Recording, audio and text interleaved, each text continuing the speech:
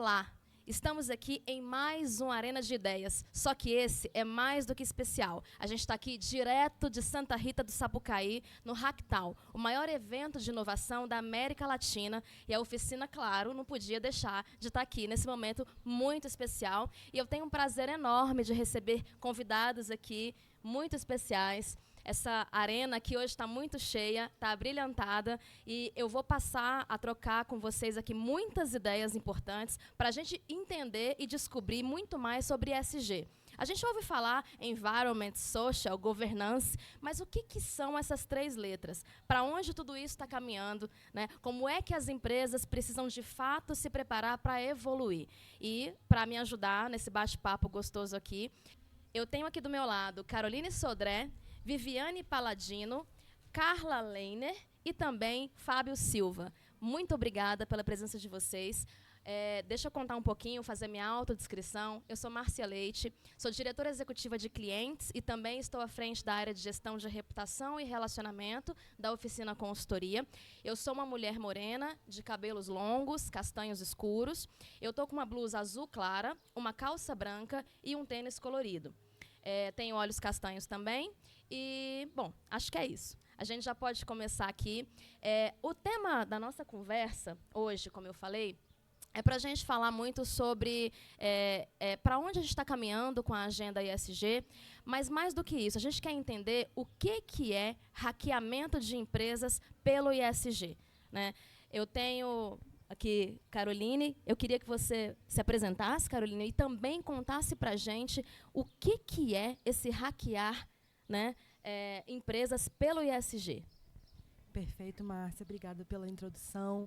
Eu sou Caroline Sodré, vou me descrever para quem não consegue me ver. Sou uma mulher negra, estou com tranças com cachos loiros, um vestido marrom, estou com um crachá do evento e com brincos dourados. E sou especialista em diversidade e inclusão, tenho uma consultoria chamada Afroconsult, atuo nesse meio, desde na frente de educação, letramento racial, até gerenciamento de crises, planejamento estratégico para o ESG, mais especificamente para o pilar S, né, de diversidade e inclusão, há mais de 10 anos. E, bom, já pode responder sua pergunta, emendar? Por favor, como você quiser aqui, abrilhantar a gente com seu conhecimento. Maravilha. Respondendo então a pergunta, né, o que seria hackear um sistema, uma empresa, por meio do ESG? A gente sabe que a realidade do mercado hoje é de que muitas vezes uma área de diversidade e inclusão, quando tem uma área, né, uma área de sustentabilidade ou uma área de diversidade, são áreas pequenas, áreas subaproveitadas, com poucos profissionais. Então, a gente precisa usar a brecha que a gente tem, a janela de oportunidade que a gente tem, e muitas vezes criá-la para poder entrar na empresa. É o cenário ideal? Não. Mas hoje a gente não trabalha com o cenário ideal. Eu costumo falar, né, com o pessoal que trabalhou comigo, que a gente está fazendo a mudança com o carro em movimento. A gente não o carro não pode parar, a empresa não vai parar para resolver, a sociedade não vai parar para se estruturar. Então, a gente tem que lidar com os problemas enquanto eles acontecem. Então, eu vou brevemente resumir, depois a gente pode aprofundar nos cases. Acho que as meninas e o Fábio também têm muito o que falar nesse assunto, mas, para mim, hackear é quando você usa justamente uma oportunidade pequena para conseguir transversalizar uma área de diversidade e sustentabilidade no lugar que você trabalha, seja numa empresa, em qualquer outro espaço, num espaço público, num espaço digital, né? Então, usar ali um assunto, uma frente, para conseguir trazer de forma mais aprofundada, responsável e com impactos o mais positivos possíveis no mundo, para a gente começar a pensar a diversidade, equidade, inclusão e a pauta de sustentabilidade como um todo. E é interessante o que você traz, né, Carol, porque muitas vezes as empresas elas só olham para isso, ou elas só percebem que, de fato, elas precisam fazer algo e sair do papel quando tem uma crise, quando tem algum problema, ou de alguma forma é cobrada, ou por dizer que faz algo muito diferente daquilo que entrega. Né? Pelo que eu estou entendendo, é como se você usasse esses momentos como uma oportunidade. Exatamente. No caso do que eu vivi, justamente, eu trabalhei na Farm, né, entrei em 2020, e 6 meses depois a empresa passou pela maior crise que ela já tinha passado, voltado para a frente racial. E Eu era, na época, a única liderança negra da empresa e justamente na frente de diversidade e inclusão. Então, me chamaram para gerenciar essa crise junto com a alta liderança. E, embora a gente estivesse no meio do caos, eu consegui, junto com o meu time, enxergar uma oportunidade em meio ao caos. Porque quando a gente entrou, a primeira coisa que a gente fez, né, foi fazer um diagnóstico da empresa. Então, o que a empresa precisava fazer para chegar num cenário ideal de diversidade e sustentabilidade? Era uma planilha que tinha quase 300 itens. E aí, quando veio o gerenciamento de crise, eu mostrei para a alta liderança e falei, eu tenho aqui a solução para vocês, só que são 300 itens. A gente vai ter que entender qual vai ser a prioridade de hoje. E aí, o que a gente fez? A gente colocou toda a alta liderança para escutar todos os funcionários da empresa. Em 2 dias, as lideranças foram se revezando. E a gente mostrava a planilha para os funcionários, todos os funcionários. Sejam vendedores, seja a galera do administrativo, todos os funcionários. E dessas, a gente elencou as 10 prioritárias e a gente fez um plano de ação de curto, médio e longo prazo em 4 pilares, né, de impacto social, cultural, ambiental e de circularidade. E, a partir disso, a gente implementou um sistema. Eu ganhei um time, eu tinha uma assistente na época, ganhei um time de 26 pessoas. Olha só. Ou seja, totalmente abraçado pela alta liderança. Foi, né, mas por causa de uma crise. Mas assim, não é. Tem muita gente que fala, uma crise, meu Deus, se desespera, tudo de ruim vai acontecer. Dá para tirar coisa boa. Dá para sair do outro lado gerando impacto positivo. Porque se a gente ficar alimentando a desgraça, né, a gente não sai do outro lado melhor, né?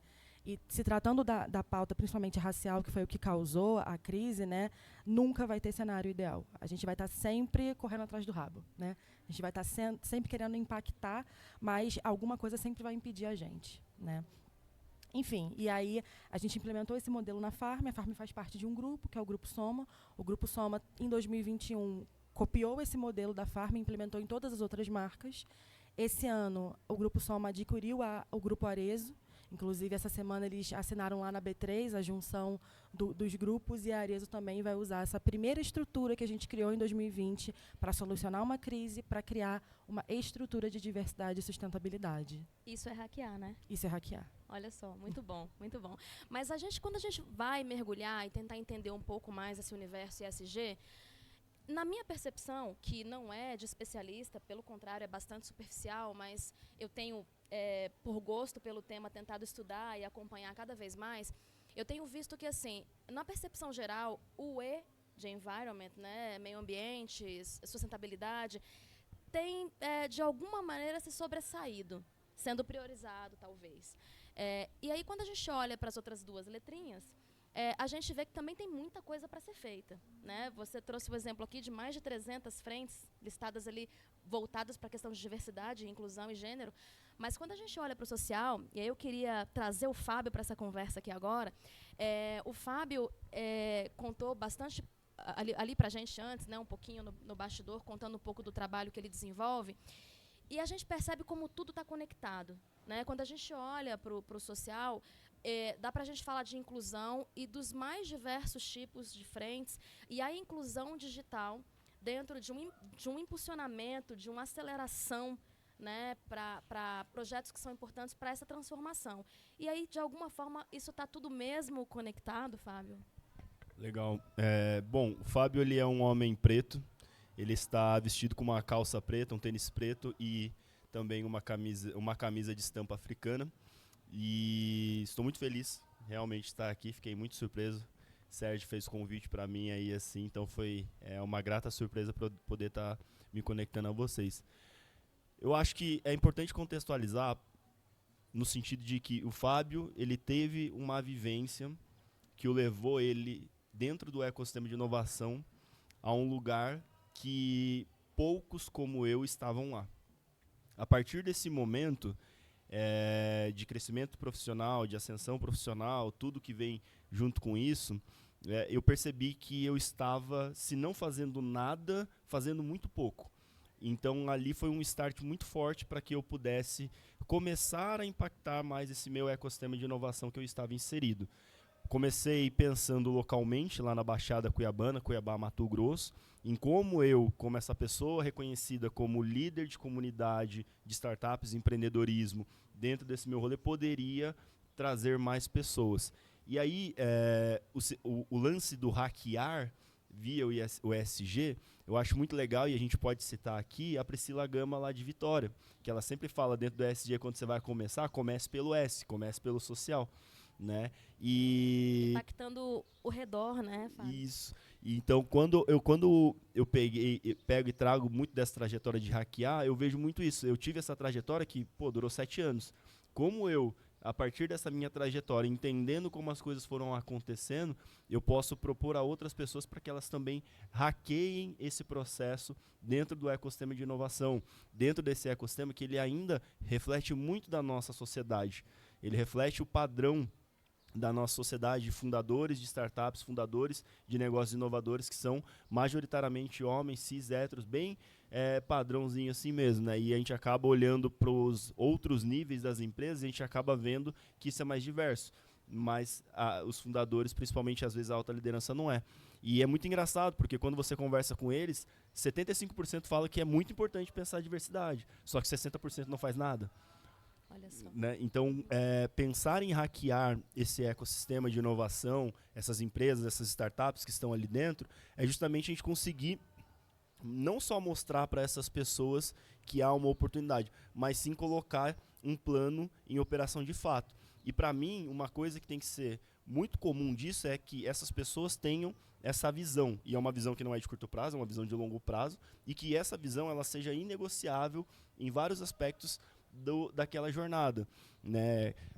O Caroline pode falar muito mais, mas nós já começamos a perceber, inclusive, movimentos reacionários às próprias pautas de inclusão e diversidade dentro das empresas, a ponto de orçamentos e áreas e muitas pessoas estarem sendo desligadas dessa pauta, porque passou talvez o hype ali, né? E agora a gente tem que começar novamente a voltar. Então, pensa, um trabalho que Carol começou lá atrás, o Fábio começou lá atrás, que a gente continua fazendo. Mesmo assim, a gente tem que cada vez mais voltar e ficar batendo nessa tecla para que isso não seja esquecido, para que isso não caia em um esquecimento e a gente possa fazer. Então, é um pouco disso. Para hackear a empresa por meio do ESG, eu uso da minha experiência e compartilho da minha experiência para que outras pessoas também consigam alçar esses lugares dentro de empresas, corporações, do ecossistema, startups e por aí vai. Muito bom, Fábio. Eu queria que você contasse para a gente um pouquinho mais do projeto Mocambo. Né, como é que o que é essa inclusão, como é que funciona, quem está acompanhando a gente no Spotify, quem está aqui acompanhando a gente também no YouTube, conta pra gente como é que é. A Mocambo é minha empresa. A Mocambo ela é uma consultoria de gestão de inovação e gestão de projetos. Basicamente eu entendi que as empresas, né, sejam elas grandes, as pequenas, elas tinham dificuldade em mensurar resultados de inovações que elas queriam colocar para dentro. No final do dia virava tudo fumaça, porque elas falavam, vamos fazer alguma coisa aqui, vamos colocar inteligência artificial, por exemplo, que é o que está na moda. Mas não tinha um plano para você fazer essa implementação, simplesmente colocava lá. E aí, para elas, deixar o colaborador usar um chat GPT ou um Gemini do Google, ela colocou, fez inovação dentro da empresa. E não é isso, você estruturar um projeto para que você possa, inclusive, treinar seus colaboradores, né, não colocar dados sensíveis dentro de uma plataforma como essa, né, para você poder trabalhar. A Mocambo ela faz isso, né? Ela entra para dentro dessa empresa, entende qual é esse projeto, qual é essa demanda, o escopo que a gente tem que ser trabalhado e a gente cria esse projeto. Sendo eu entrando para dentro da empresa, né, realmente ali para trabalhar junto mais próximo, ou sendo um consultor externo fazendo a gestão dessa equipe, né? É até engraçado e a oportunidade, o nome Mocambo ele vem justamente muito dessa questão lá dos tempos que a gente tinha que fugir nós éramos como pretos e pretas e pardos, nós éramos escravizados e na busca nossa de fugir a gente encontrava os quilombos. E dentro das minhas leituras, quando a gente olha, dentro dessas aglomerações de quilombos que são como essa aglomeração maior, a gente tinha mocambos, que eram unidades menores que os pretos fugidos, né, que estavam sendo escravizados, eles se encontravam. Então, a Mocambo, eu trago muito essa perspectiva de trazer essas pessoas, pretos que queiram, junto comigo, né, se aglutinar, se aquilombar, para que a gente possa desenvolver negócios e resolver problemas de outras empresas e corporações. De novo, a gente volta para o senso de comunidade, né, Fábio? Sempre. Não tem nada que a gente pense em ecossistema de inovação, ecossistema de startups, comunidades empreendedoras que não seja colaborativo e que não seja de longo prazo. Nunca vai ser curto prazo. Bacana.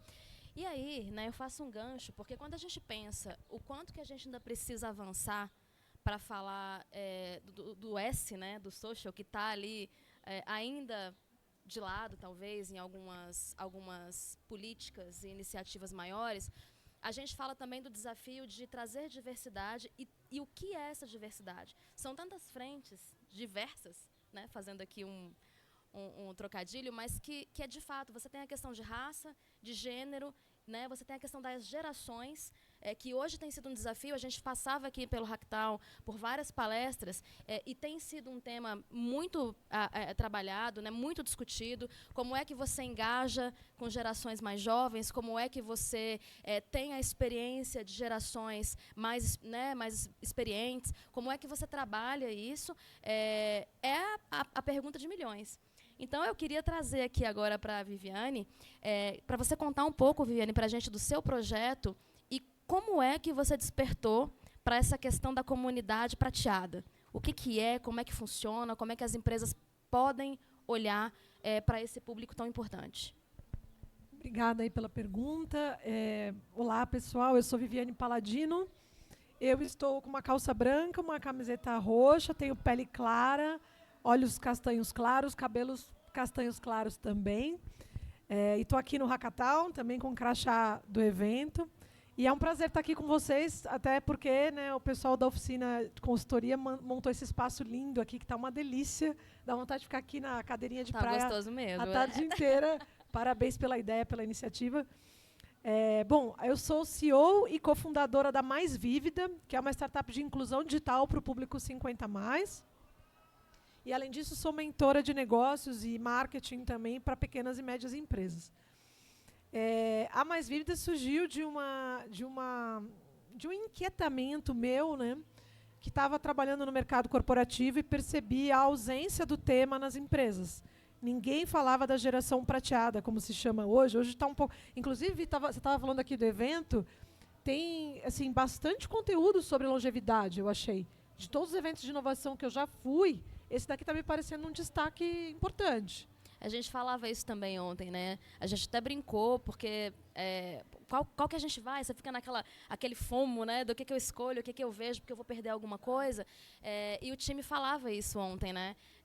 Assim, para a gente, é um tema que, pelo menos, a oficina consultoria, que atua com foco, né, nessa área de gestão, de reputação, relacionamento, comunicação, você fala essa questão do etarismo, a gente foi trabalhar isso no ano passado como uma das nossas frentes de letramento, e é de fato um assunto que precisa ainda aprofundar muito, e ver isso aqui na programação do Ractal também chama a atenção de como as empresas precisam olhar. Né? Acho que dá uma esperança boa, né? Que eu já tive em eventos recentes e realmente não vi muita coisa. Então, aqui está muito legal. Mas, falando um pouquinho da Mais Vívida, como você me pediu para apresentar, a Mais Vívida, ela se propõe a fazer a inclusão digital dessas pessoas no business to consumer, né, o B2C. Mas, depois de um tempo operando no Brasil, a gente recebeu demanda de empresas também, que queriam olhar para a geração prateada, para a diversidade etária. Então, a gente atende empresas em capacitação e formação de times de atendimento ao cliente, ouvidoria, para lidar com o público 50+, né? E também faz a formação de clientes que precisam usar os canais das empresas. Então, a gente atende empresas do segmento financeiro, né, fundos de previdência e empresas de saúde também. E, falando um pouco de hackear esse ecossistema ESG, né, até você estava falando em questão da pauta E de Environment, S de Social e o G de governança, né, que em português eu acho que o pessoal fala ASG. Né? Isso. O que eu já consegui estudar sobre ESG, porque é uma coisa muito ampla, né? O que acontece é que a Eco 92, aqui no Brasil, ela acabou despertando a questão ambiental de uma forma muito forte, o que foi muito importante, né, para o nosso país. Mudou radicalmente a questão, como a questão ambiental e de ecossistema era vista, né? Ecossistema ambiental era vista dentro das corporações.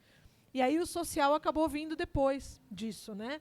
Veio um pouco depois. Então, e eu acho que é natural, como não é natural das empresas olhar para essas questões que não estão diretamente relacionadas ao lucro na visão delas, é natural que demore um pouco para essas coisas amadurecerem dentro das corporações. Né?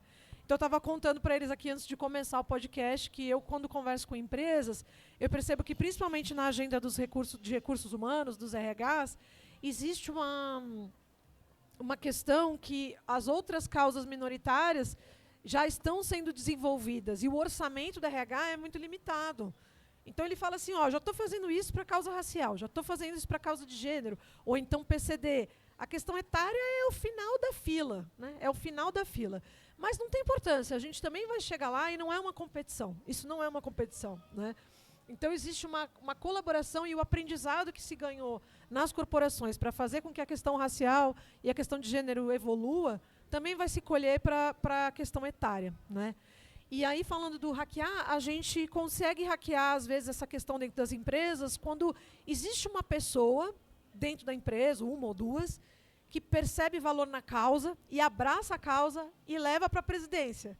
E assim, empresas grandes, eu estou falando de uma empresa grande que a gente atendeu no segmento financeiro, que não tinha área de diversidade, e eles vieram, assim, a diretora falou, isso é importante, isso eu vou fazer, e eu vou fazer. E aí ela foi, bateu na porta lá da presidente, batalhou e a pauta entrou. E eu só fui conversar com a RH, 4 outros clientes lá dentro depois, porque depois eu atendi outras áreas lá dentro. Depois que eu passei por outras áreas, eu fui parar no RH. Então acaba que o RH não é meu cliente de primeira, vamos dizer assim, né? De entrada ali, né? A gente acaba atendendo mais áreas de marketing, ouvidoria, atendimento ao cliente. E aí, quando tem informação para equipes, assim, varia bastante quem abre a porta dentro do negócio. A área de inovação também, inovação aberta, também muitas vezes facilita o contato com a startup, né? Mas eu acho que hackear no nosso meio acaba sendo, para mim, pelo menos, um pouco essa experiência, né? De como eu faço essa pauta ser relevante num cenário sem orçamento, sem verba, e onde eu preciso contar com as pessoas que acreditam nisso lá dentro. É quase mágica. É tipo um trabalho de formiguinha mesmo. Muito bom. E aí, a gente está aqui muito trazendo essa visão das empresas, né, de grandes clientes que vocês tiveram experiência e cases aqui para compartilhar, mas eu queria muito ouvir a Carla Leiner. A Carla é jornalista por formação, mas uma influenciadora 60+, né, Carla? E ela é uma pessoa que tem uma rede, né, de influência bastante importante, bastante grande, e eu falei para a Carla, Carla, eu queria que você tivesse, literalmente, por mais piegas que pareça, ocupasse esse lugar de fala. Né, como é que é o mercado de trabalho hoje no Brasil? Quais são esses grandes desafios para a gente que está aqui, né, encabeçando projetos importantes, tendo esse desafio de olhar para tantas áreas, mas por que você quis trazer essa pauta, abraçou essa causa e achou que era importante ser uma representante disso? Muito bom, obrigada pela pergunta. Meu nome é Carla, tenho 61 anos. Uso óculos, estou de calça preta, tênis preto, a camiseta Minha Idade Não Me Define, que é a minha plataforma, tenho o cabelo claro.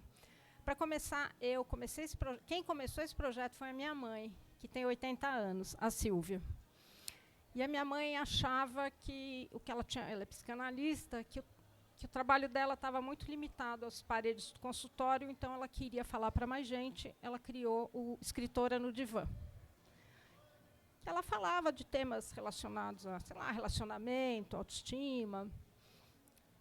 E aí a gente foi caminhando, eu trabalhei na Editora Abril também, e aos 55 anos, isso é minha mãe trabalhando, aos 55 anos eu perdi meu maior cliente, que era o Pão de Açúcar. Falei, bom, não posso parar. Aos 55? Aos 55. Falei, bom, aposentar eu não posso. E aí, nesse meio tempo teve a pandemia. Estava em casa e eu comecei a estudar. Falei, caramba, eu tenho 55, vou viver mais uns 40, 50. E ali caiu a minha ficha, né? Juntei a questão que a minha mãe trazia com o que eu estava vivendo. Falei, essa aqui é uma causa boa para abraçar, né? E, em certo momento, a gente mudou o nome de Escritora no Divã, a gente criou o movimento Minha Idade Não Me Define. Hoje somos 200.000 mulheres nessa comunidade. E o nosso trabalho, além do acolhimento dessa comunidade, é que essas pessoas entendam que elas têm um espaço. Porque eu estou ouvindo aqui eles falarem, as corporações, eu acho que a gente tem um trabalho de formiguinha, mas parece assim que eles estão ignorando que a pirâmide etária virou. Quer dizer, sabe assim, vai deixar a água bater assim, parece que... E a parte do S que eu vejo, eu estava conversando com ela, não adianta colocar uma modelo madura numa campanha se dentro da estrutura você não tem pessoas maduras, né? Então, tem essa questão, e a gente trabalha também com o autopreconceito, né? Porque as mulheres têm uma crença autolimitante de que também elas não são capazes. Então, a gente fala muito disso. E pelo exemplo, né? Quando eu estou com a minha mãe, que tem 80, eu tenho 61, eu falo, nossa, tem vida além, né, do que a gente imagina. Todo mundo vai chegar lá, né, Carla? Todo mundo vai chegar lá, é uma coisa... é impressionante, né? Eu estava comentando com a Vivi, às vezes eu vou na loja com a minha mãe, o vendedor fala comigo, entendeu? Ele se recusa a falar com a minha mãe. Ou chama ela de fofinha, ou como se ela estivesse fora do jogo, né? A gente não está fora do jogo. Então, eu vejo todo esse trabalho dentro das corporações, mas cadê olhar para a gente, né? Isso que eu falo, eu tenho essa comunidade, são 200 mil mulheres, as marcas não me procuram. Por quê? Né? Fora a quantidade de dados que eu posso gerar lá dentro. Então, é um olhar assim um pouco ainda, acho que um pouco obtuso, um pouco limitado, né? Entre essas duas frentes, né? A gente viu um pouco dessa repercussão recentemente, né, ali na questão da campanha dos Estados Unidos, da campanha eleitoral dos Estados Unidos, quando o Biden, né, com hoje acho que 81 anos, né, começou a dar alguns sinais ali e uma parte bastante cruel na forma de julgar, né, e de repente ele decide ali, até por uma pressão partidária, sair da corrida eleitoral e apoiou a Kamala, que foi confirmada ontem, né, como a candidata né, que vai representá-lo. E isso me chamou bastante atenção. Foi um misto de... eu entendo, a gente compreende ali, mas o despreparo de muitos stakeholders nesse sentido, o despreparo da imprensa na cobertura, o despreparo...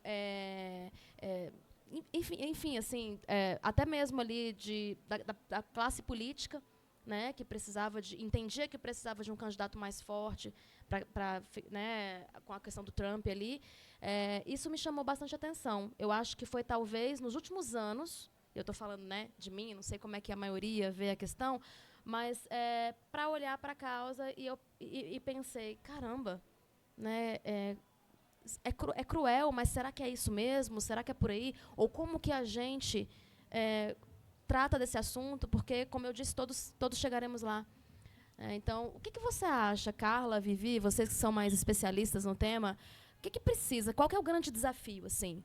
O que fica? Só concluindo, a gente trabalha muito com educação para longevidade. Então, hoje a gente tem uma audiência mais jovem, que é o que você falou, todo mundo vai envelhecer. E enquanto acharem que velho é xingamento, né, como gordo, como... então, tem muito trabalho no sentido de desconstrução de estereótipos. Talvez, né, você tenha uma pessoa mais velha que tenha limitações, mas não porque... E você tem jovens também não estão preparados, né, não é uma coisa só. Então, velhice, né, não... Às vezes eu falo velho, né, eles falam assim, mas como que você usa a palavra velha? Eu não tenho uma palavra melhor, talvez a Vivi tenha, né, os mais vividos. Mas é pela educação. É pela educação e pelo exemplo, eu acho, que a gente vai mudar. E eu acho, assim, é por isso que eu me apaixonei pela educação na proposta da Mais Vívida, porque eu acho que a questão de educação hoje, ela é a base do que a gente quer construir como futuro para a nossa sociedade. Se tem duas áreas que o Brasil não vai conseguir se superar se ele não desenvolver, é a educação e saúde, né? Não tem jeito. A gente não vai sair do lugar sem essas duas coisas, né? E são as áreas que mais sofrem hoje, né? Então, quando eu decidi empreender, eu falei, é por aqui que eu vou, né? Já que vai ser difícil, vou ter que ralar, vou ralar no caminho certo, né? Para ter um objetivo que leve a um resultado concreto, né? Mas eu acho que, respondendo a sua pergunta, tem uma questão de empatia, que é muito importante. Eu não sei o que vocês sentem quando vem o Biden ou qualquer outra pessoa, que não precisa ser famosa, passando por uma situação como essa. Se vocês sentem muita dor aqui dentro de sofrer pela pessoa, é porque realmente vocês têm empatia, né? Porque se vocês não sentem nada, é porque não está vivo para mim, né? Porque realmente vê-lo naquela situação foi muito constrangedor. Muita vergonha alheia até, assim, você falar, poxa, e se ele tiver mesmo com uma dificuldade e ele está se expondo, olha a coragem dessa pessoa de estar ali se expondo, e a coragem de passar o bastão ainda mais, que foi uma atitude honrosa, né? Então, assim, tiro meu chapéu. Acho que eu trabalho todos os dias para colocar jovens em contato com os mais vividos, como a gente chama lá na Mais Vívida, porque eu acredito que isso é um legado que a gente pode deixar de quebra de preconceito, de quebra de estereótipo. Quando a pessoa mais jovem se conecta com uma pessoa mais velha, e sem preconceito, ela aprende muito sobre o velho. Né? A Carla é um tipo de pessoa, eu sou outro tipo de pessoa, ele é outro tipo de pessoa. Não importa a idade. E as pessoas têm a tendência de achar que velho é tudo igual, né? Todo velho ou é fofinho, ou é sábio, ou anda de bengala, ou não ouve bem, tem que falar mais alto, né? E não é assim, gente. Tem muitas velhices, né? O 60 a mais ali quando a gente vai fazer segmentação de mídia, né? Marca aí, 60 a mais. 60 a mais é tudo igual. Não, não é. Não é tudo igual. A gente estuda muito o assunto e sabe que não é, né? A gente tem muita coisa ainda para aprender, né? Tem bastante coisa para avançar. Bom, a gente está chegando aqui já no final do nosso episódio especial do Arena de Ideias, direto de Santa Rita. Para a gente fechar, eu queria que 1 minutinho de cada um, tá? Para a gente fazer aquele fechamento. Em uma palavra, o que é o Hacktown 2024 para você, Fábio? Uma Ficou palavra difícil? é muito complicado de definir o que é um Hacktown. Mas para mim está sendo assim dá para colocar como explosão. Muito bom. A todo Explosão momento. de ideias, né? Ideias, conexões, sabe, conhecimento. Um negócio que me chama muita atenção é, tipo, menos muro, menos sala, menos galera fechada e galera aberta, vivendo, ocupando a cidade. Então isso para mim aqui está sendo maravilhoso, esse ambiente aqui. Muito bom. Você, Vivi? Eu ia falar diversidade, mas acho que eu gostei dessa ideia da mistura aí que você falou, que é o que eu estou sentindo. É um merge aqui da sociedade. Tem de tudo, né? É merge total. Muito bom. Você, Carol? Eu acho que é revolucionário. Revolucionário. Muito bom. Carla? É merge, é revolucionário. E botou minha cabeça de ponta cabeça, assim, porque agora eu tenho vontade de mudar muita coisa do meu negócio, né, de inovação, sei lá, um jeito diferente de estar no mundo, de repente a gente se coloca. É muito legal. Venham todos para a próxima. Muito bom. Gente, obrigada. Acompanhem os nossos canais. Eu queria agradecer especialmente a Compasso Colab, nosso parceiro. Tá aqui esse cenário especial aqui, toda essa estrutura não seria possível sem a parceria com eles. Então, muito obrigada. E até a próxima, gente. Até o nosso próximo Arena, até o ano que vem. Tchau, tchau. Obrigada. Estamos em constante evolução. Um mundo repleto de transformações que impactam pessoas, organizações e meio ambiente. Nosso país também passa por profundas mudanças. As pautas urgentes da sociedade precisarão ser aceleradas pelos setores público e privado para a promoção da transformação social e do desenvolvimento sustentável. Nunca foi tão importante conectar o poder público, as empresas, as pessoas e o planeta de forma genuína. Por isso, evoluímos nosso modelo de negócios para sermos a parceira estratégica para criar reputação e relacionamento com histórias e causas que transformam o país. Estamos preparados para os desafios do novo Brasil, com um time integrado de consultores e especialistas, metodologias proprietárias e conhecimento singular em comunicação estratégica e nos 3 poderes. Acreditamos que o futuro se cria a partir de conversas, conexões e da construção de confiança. Oficina. Reputação para transformar.